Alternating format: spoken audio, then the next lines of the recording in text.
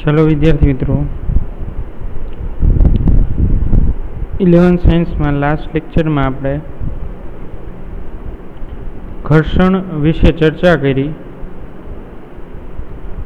अने घर्षण बल ने वधारे समजवानो प्रयत्न कर्यो। एना माटे आपणे घणा बधा एक्जाम्पल पण जोया अने एटला माटे आपणे थोड़ो टाइम लईए छीए के जेथी करीने तमने जे टॉपिक आपणा टेक्स्टबुक में नथी आपेल एफबीडी वाळो एपरंट वेट वाळो एपरंट मास तो ए बधुं आपणे डिटेल में चर्चा करवा माटे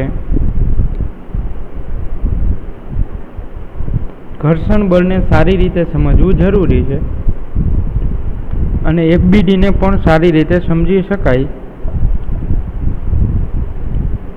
तो खास એટલા માટે જ વધારે આપણે ડિટેલમાં ચર્ચા કરી। હવે આજના લેક્ચરમાં આપણે વિદ્યાર્થી મિત્રો ઘર્ષણ બળ જે છે એને સમતોલન સ્થિતિની વાત કરવાની છે, સ્થિત ઘર્ષણાંકની વાત કરવાની છે। પણ એ બધી વાત કરતાં પહેલાં મારે તમને એક સમતોલન બળ એટલે શું એની વિશે ચર્ચા કરવાની છે કે સમતોલન બળ એટલે શું જોઈએ આપણે।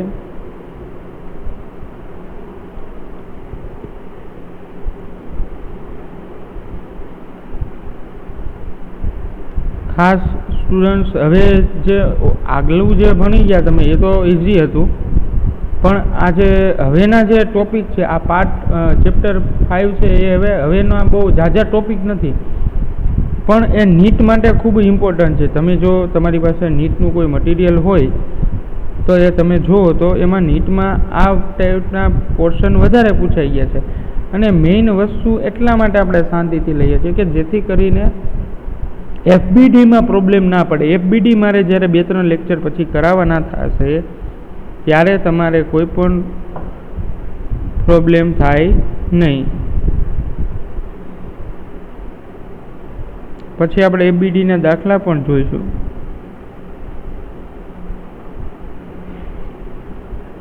તો હવે આપણે બળ જે છે એક બિંદુગામી બળ અથવા તો બળોની અસર વિશે ચર્ચા કરવી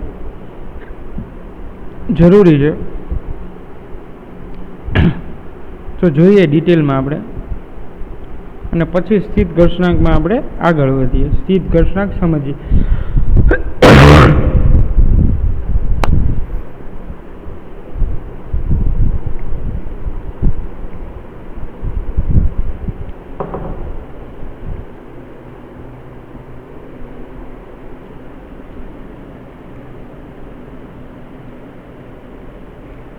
જોઈએ એક બિંદુગામી બળો કોને કહે છે। એક બિંદુગામી બળો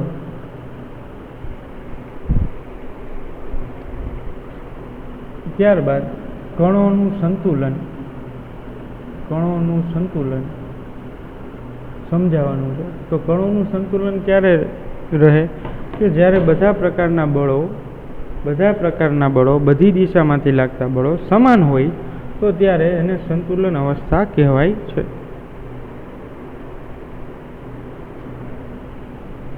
હવે ડેફિનેશન એક બિંદુગામી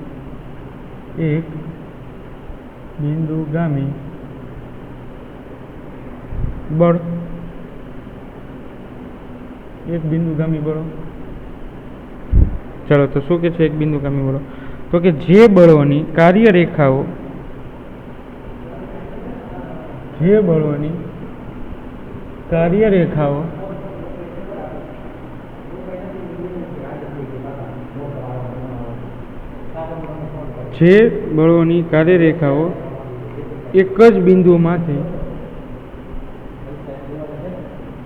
એક જ બિંદુમાંથી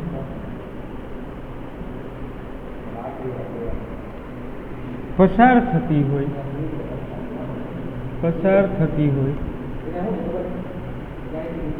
જે બળોની કાર્યરેખાઓ એક જ બિંદુમાંથી પસાર થતી હોય તો તેવા બળોને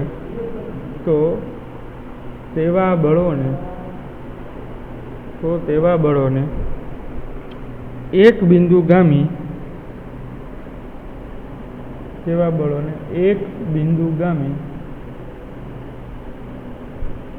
બળ કહે છે.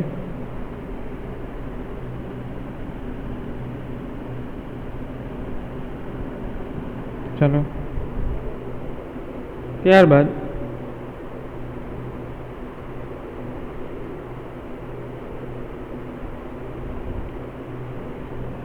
કણનું સંતુલન એટલે શું?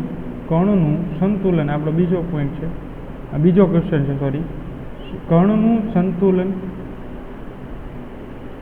આની ડેફિનેશન આપી દીધા બાદ હું વધારે ડિટેલમાં ચર્ચા કરીશ એક બિંદુગામી બળો વિશે આકૃતિ સમજાવીને. પણ સાથોસાથ આની ડેફિનેશન ચાલે છે તો બેની ડેફિનેશન લઈએ. આ કણોનું સંતુલન છે. કણોનું સંતુલન કઈ રીતે છે એની ડેફિનેશન જોઈએ.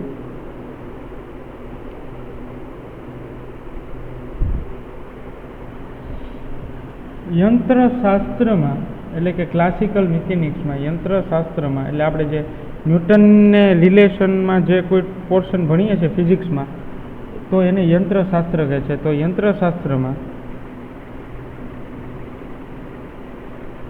કણનું સંતુલન, યંત્રશાસ્ત્રમાં કણનું સંતુલન કોને કહેવામાં આવે છે? યંત્રશાસ્ત્રમાં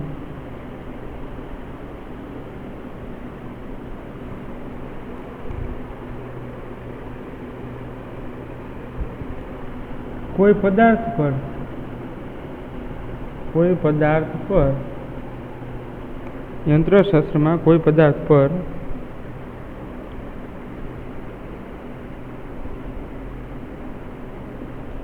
લાગતું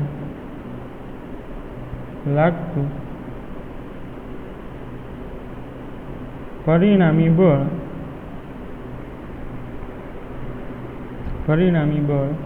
અથવા તો બાહ્ય બળ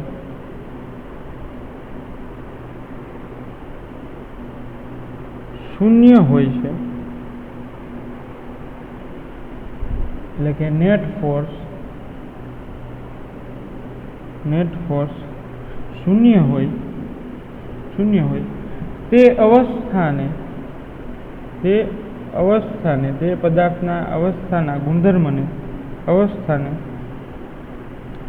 કણનું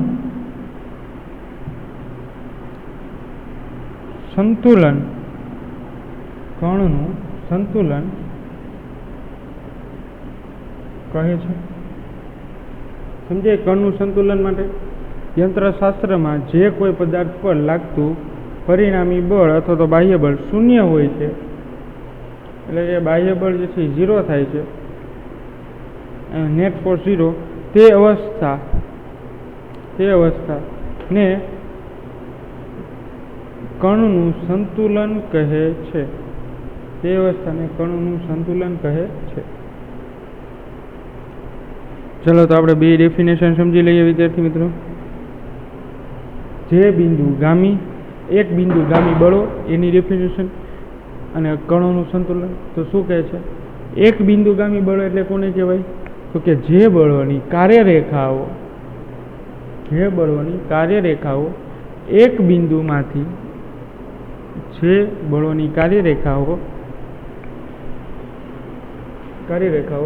એક જ બિંદુમાંથી યુનિડાયરેક્શન હોય, એક જ બિંદુમાંથી પસાર થતી હોય, તો તેવા બળોને એક બિંદુગામી બળ કહે છે. સમજાય? એક બિંદુગામી બળો કે જે બળોની કાર્યરેખાઓ એક જ બિંદુમાંથી પસાર થતી હોય તો તેવા બળોને એક બિંદુગામી બળ કહે છે. પછી કણની સંતુલનનું શું? આનું આપણે વધારે ડિટેલમાં ચર્ચા કરીએ નેક્સ્ટ પીપીટીમાં. પણ ડેફિનેશન ચાલે છે. તો કણનું સંતુલન, કણ ક્યારે સંતુલનમાં? તો કે યંત્રશાસ્ત્રમાં, ક્લાસિકલ મિકેનિક્સમાં કોઈ પદાર્થ પર લાગતું પરિણામી બળ શૂન્ય હોય તે અવસ્થાને કણનું સંતુલન કહે છે. કણનું સંતુલન એટલે શું વિદ્યાર્થી મિત્રો? તો કે યંત્રશાસ્ત્રમાં કોઈ પદાર્થ પર લાગતું પરિણામી બળ શૂન્ય હોય છે, એટલે કે નેટ ફોર્સ 0 હોય છે, તે અવસ્થાને કણનું સંતુલન કહે છે. ચાલો સમજાય વિદ્યાર્થી મિત્રો. હવે નેક્સ્ટ જોઈએ, એનો ડાયાગ્રામ જોતા જઈએ.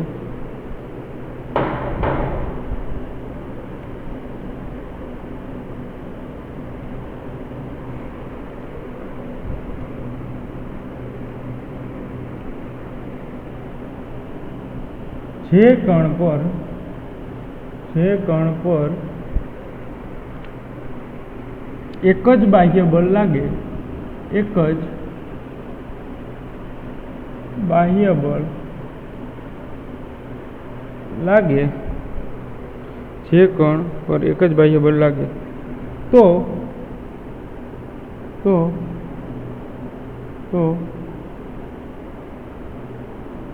તે કણ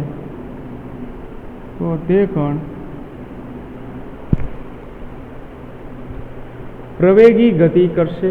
તો તે કણ પ્રવેગી ગતિ કરશે. કેવી ગતિ કરશે વિદ્યાર્થી મિત્રો? પ્રવેગી ગતિ કરશે.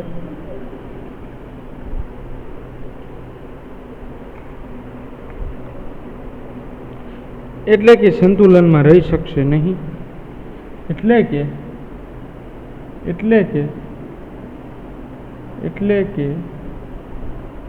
તે કણ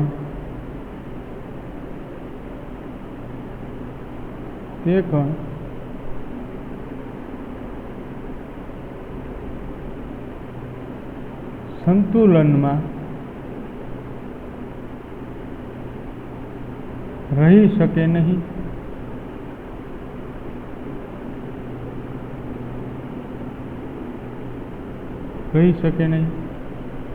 એટલે કોઈ જે કણ પર બાહ્ય બળ લાગે તો તે કણ પ્રવેગી ગતિ કરે, એટલે તે કણ સંતુલનમાં રહી શકે નહીં, એવું કહી શકાય આપણે.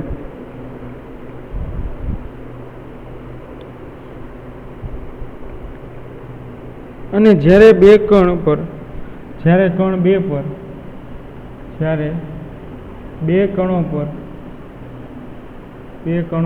અથવા તો બે પદાર્થો પર, કણ એટલે પદાર્થ લેવાનો છે તમારે, પર બે બાહ્ય બળો લાગતા હોય, બે પદાર્થ અને બંને માટે બે બાહ્ય બળ લાગતા હોય, એટલે એક પદાર્થ માટે એક, બીજા પદાર્થ માટે બીજું, એવી રીતે બે બાહ્ય બળ લાગતા હોય, ત્યારે તેના સંતુલન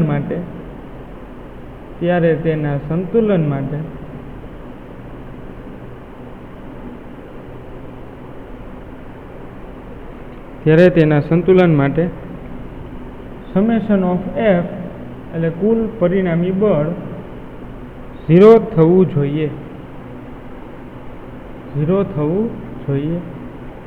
સમજો વિદ્યાર્થી મિત્રો બધું. તો આપણે આગલા લેક્ચરમાં જોયું છે એબીડી માટે. તો F1 = -F2, અથવા તો આમ પણ લખી શકાય, F1 + F2 = 0, કારણ કે બધી દિશામાં લાગતા બળ કેવા છે? સમાન. તો આમ પણ લખી શકાય ને વિદ્યાર્થી મિત્રો, કે આ પરિસ્થિતિ જે છે એ આ એક બિંદુ થઈ ગયા ને. ચલો, જો બળ જે છે કોઈ પદાર્થ સંતુલનમાં હોય તો આ બિંદુ પર સ્થિર જ છે, તો એક બિંદુ ગામી બળ થઈ ગયા ને. એક બિંદુ ગામી બળ કે એક જ બિંદુ પર એ જે બળોની કાર્યરેખા એક જ બિંદુમાંથી પસાર થતી હોય તો તેવા બળોને એક બિંદુ ગામી બળો કહે છે. તો આ એક બિંદુ ગામી બળ,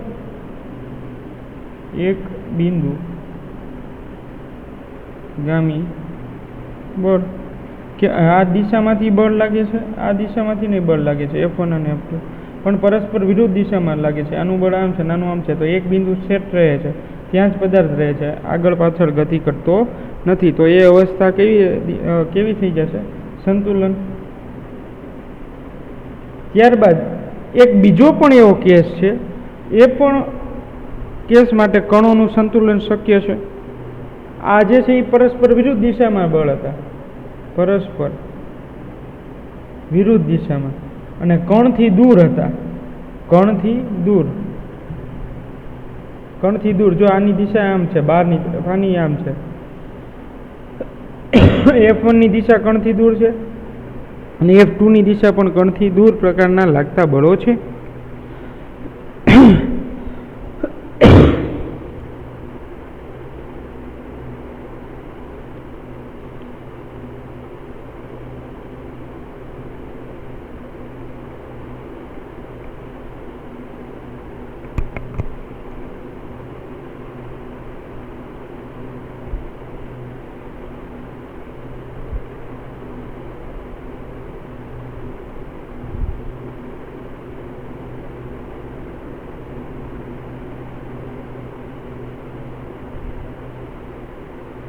ચલો હવે સેકન્ડ કેસ લઉં છું વિદ્યાર્થી મિત્રો, કે જે બળો લાગે છે એ કણ પર જે બળ લાગે છે એને આપણે કઈ રીતે લેવાના છે કે ભાઈ કણ તરફ લાગતા હોય, આ કણથી દૂર છે. હવે કણ તરફ લાગતા બળ, કણ તરફ લાગતા બળ, તો આ પણ એક એક્ઝામ્પલ છે. કણ તરફ લાગતા બળ આ પણ એક બિંદુગામી બળનું એક્ઝામ્પલ છે, એક બિંદુગામી. તો એક બિંદુગામી બળ એટલે શું? તો કે જે બળોની કાર્યરેખા એક જ બિંદુમાંથી પસાર થતી હોય, જે બળોની કાર્યરેખા એક જ બિંદુમાંથી પસાર થતી હોય તો એવા બળોને કેવા બળ કહે છે? એક બિંદુગામી બળ કહે છે.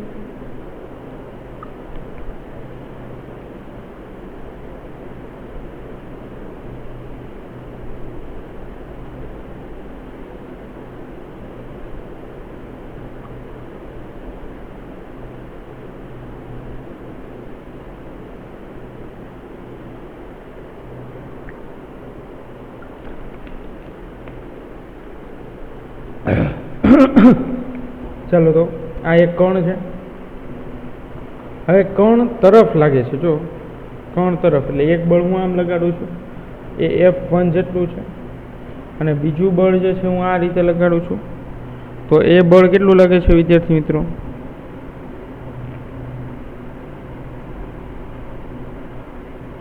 એ F2 જેટલું લગાડું છું, F1 અને F2. સપોઝ કે અહીંયા કોઈ એક બોટલ પડી છે પાણીની, તો એ બોટલ પર એક વ્યક્તિ આ તરફ ફોર્સ લગાડે છે અને એક વ્યક્તિ આ તરફ ફોર્સ લગાડે છે, અને બંને તરફથી લાગતા ફોર્સ છે એ સમાન છે, બંને તરફથી લાગતા બળ છે એ સમાન છે. તો આ બોટલ ક્યાંય ગતિ કરશે નહીં. આ એક બિંદુ છે, O બિંદુ છે, તો એનું સ્થાન પર સ્થિર રહેશે, એના સ્થાન પર કેવું રહેશે? સ્થિર. તો આવી ગયું ને વિદ્યાર્થી મિત્રો એક બિંદુગામી બળ. આ એક બિંદુગામી બળનું જ એક્ઝામ્પલ છે. તો શું છે ડેફિનેશન એક બિંદુગામી બળની? તો કે જે બળોની કાર્યરેખા એટલે F1 બળ અને F2 બળ, તો જે બળોની કાર્યરેખા એક જ લાઈન પર આવેલી હોય, એટલે કે એક જ બિંદુમાંથી પસાર થતી હોય, એક જ લાઈન પર આવેલી હોય એટલે કે એક જ રેખામાંથી પસાર થતી હોય, એક જ બિંદુમાંથી પસાર થતી હોય, એવા બળોને એક બિંદુગામી બળ કહે છે. તો આ પરફેક્ટ એક્ઝામ્પલ છે. તો આમાં પણ એમ જ આવશે કે F1 ની દિશા છે એ હું પ્લસ લઉં છું અને F2 ની દિશા કેવી લઉં છું? માઇનસ. તો સમજાય વિદ્યાર્થી મિત્રો? અહીંયા પણ કુલ પરિણામી લાગતા બળો જે છે એ શું થઈ જાય છે? શૂન્ય. ચલો સમજાય વિદ્યાર્થી મિત્રો?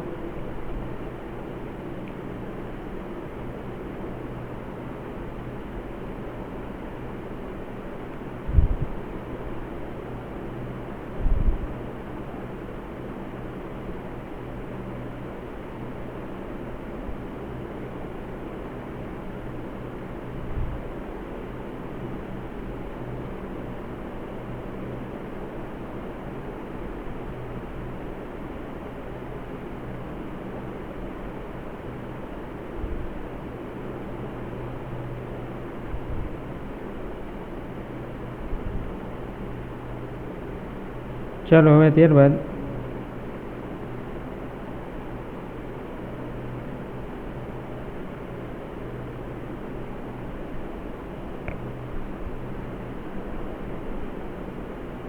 હવે આગળ જોઈએ. આમાં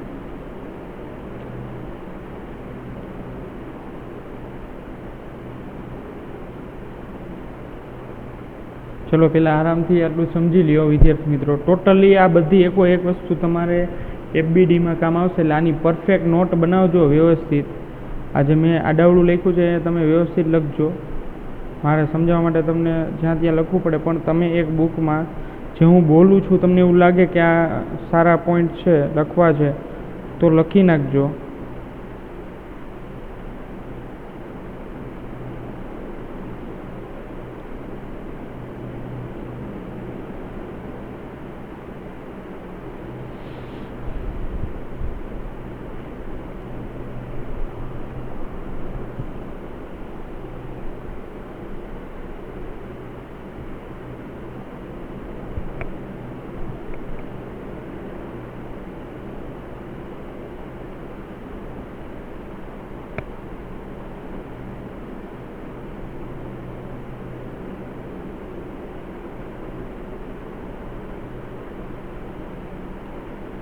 ચલો ડિયર સ્ટુડન્ટ્સ,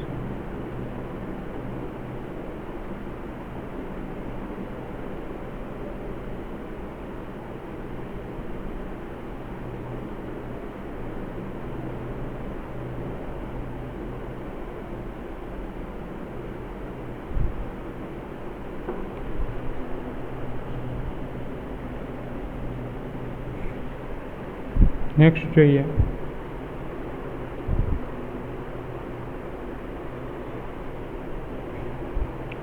એક બિંદુગામી બળ માટે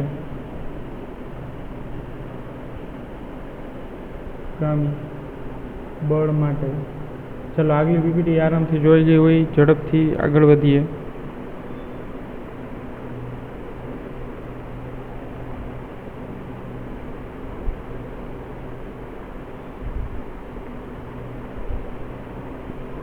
હવે સંતુલન માટે એવું જરૂરી નથી એક બિંદુ માટે, પણ બીજા ઘણા બધા એક્ઝામ્પલ છે કે જેના દ્વારા તમે એવું સમજી શકો કે કોઈ પદાર્થ પર લાગતું પરિણામી બળ જે છે એ સંતુલનમાં છે. અથવા તો તમારે પરિણામી દિશા મેળવવી હોય તો પણ તમે મેળવી શકો છો. તો એક બિંદુગામી બળ માટે પદાર્થ સ્થિર રહે છે. હવે એ પદાર્થ કણથી દૂર લાગતું હોય અથવા તો કણ તરફ લાગતા હોય બધા બળો માટે, પણ એક વસ્તુ ખાસ નોટ કરવાની છે કે શૂન્ય રહે છે પણ ક્યારે પદાર્થ સ્થિર રહે છે. પદાર્થ સ્થિર ક્યારે રહે? તો કે નેટ 0 હોય, પરિણામી બળ 0 હોય, ત્યારે જ તમે એવું કહી શકો કે આ શૂન્ય હોય. એક બિંદુગામી બળ માટે પદાર્થ સ્થિર હોય એવું તમે ત્યારે જ કહી શકો કે Fnet = 0. ચલો સમજાય વિદ્યાર્થી મિત્રો?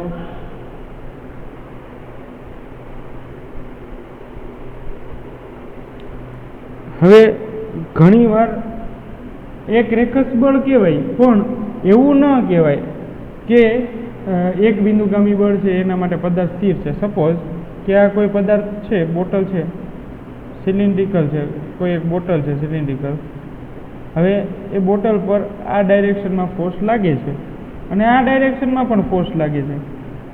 સપોઝ કે આ ડાયરેક્શનમાં લાગતું ફોર્સ 8 ન્યૂટન છે અને આ ડાયરેક્શનમાં લાગતું ફોર્સ 10 ન્યૂટન છે. સમજાય છે વિદ્યાર્થી મિત્રો? આ હું એના માટે લઉં છું. આ મર્યાદા આવી ગઈ કે એક બિંદુગામી બળ જે છે ક્યાં સુધી લાગુ પડે? તો કે Fnet 0 હોય ત્યાં સુધી જ લાગુ પડે છે.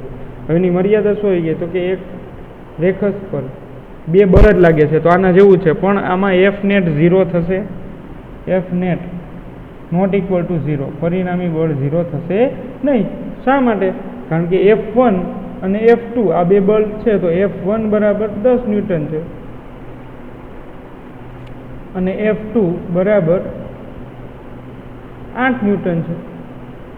F1 બરાબર 10 ન્યૂટન છે અને F2 બરાબર 8 ન્યૂટન છે. તો F1 > F2 છે. ઓમાં તો શું હતું કે બધા બળોનું મૂલ્ય સમાન, તો આમાં F1 > F2 છે, તો આ 0 થશે નહીં, ≠ 0. ચલો સમજાય છે? તો આનો આન્સર શું આવશે? ચલો આપણે દાખલો લીધો છે, તો આન્સર શું આવશે? Fnet = જો આ દિશામાં લાગતું બળ x ધન હોય છે અને આ દિશામાં લાગતું બળ ઋણ લઈએ છીએ, x માં ઋણ લઈએ છીએ, તો આ ડાયરેક્શનનું ફોર્સ Fx પ્લસ આવશે, આમાં માઇનસ આવશે, માઇનસ ફોર્સ આવશે.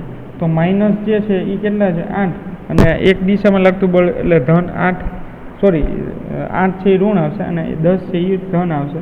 તો 10માંથી 8 જાય તો કેલ્ક્યુલેશન કરો વિદ્યાર્થી મિત્રો.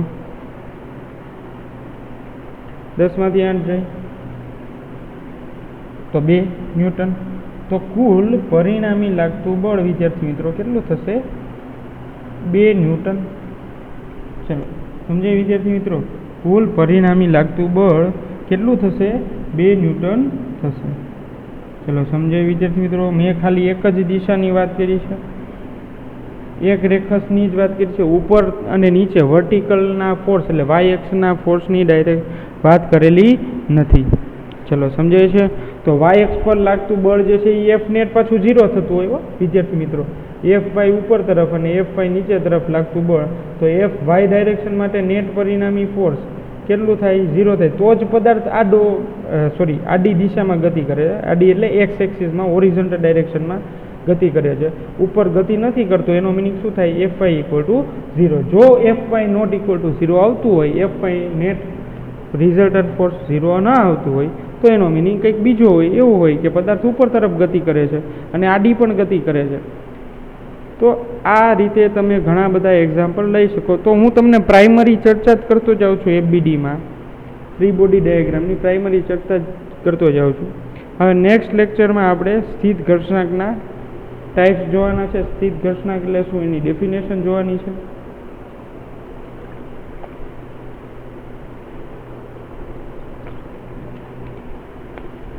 તો આજના લેક્ચરમાં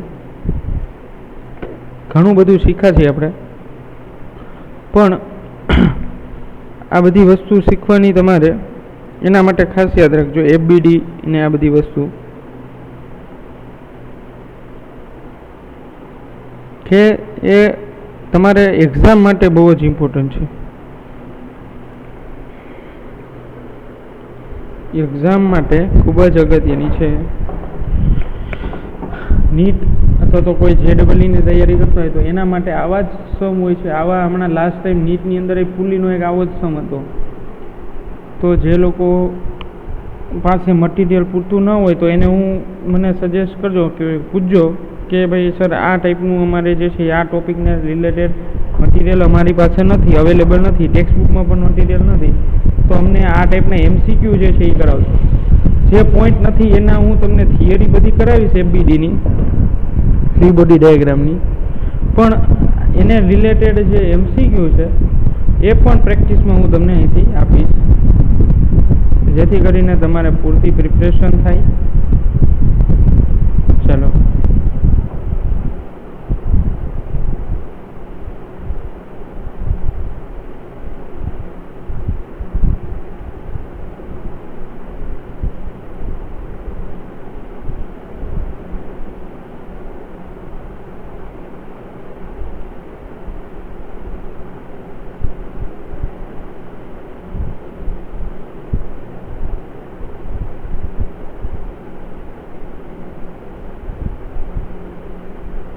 ચલો તો આજના લેક્ચરમાં આટલું. નેક્સ્ટ લેક્ચરમાંથી સ્થિત ઘર્ષણાંકને એ રિલેટેડ ટોપિક જે છે આપણે આગળ લેતા જઈએ.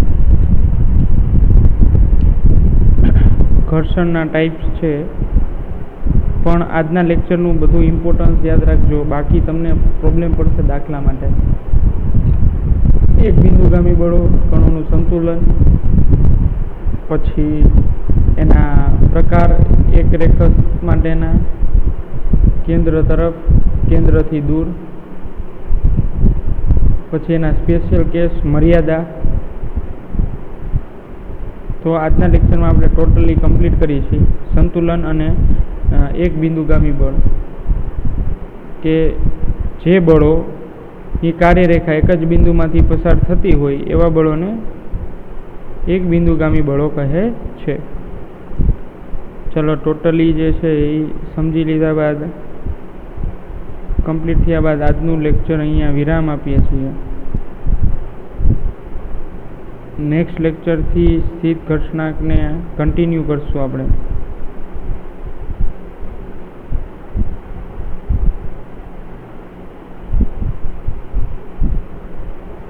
અને ખાસ બધાને રિક્વેસ્ટ છે કે આ એક બુક મસ્ત સારી બનાવજો.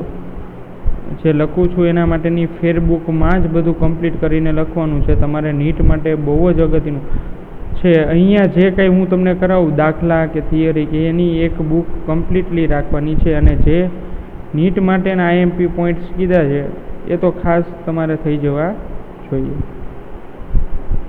ચલો વિદ્યાર્થી મિત્રો, તો જોઈએ નેક્સ્ટ ટાઈમ હવે. ચલો આજના લેક્ચરમાં થેન્ક યુ.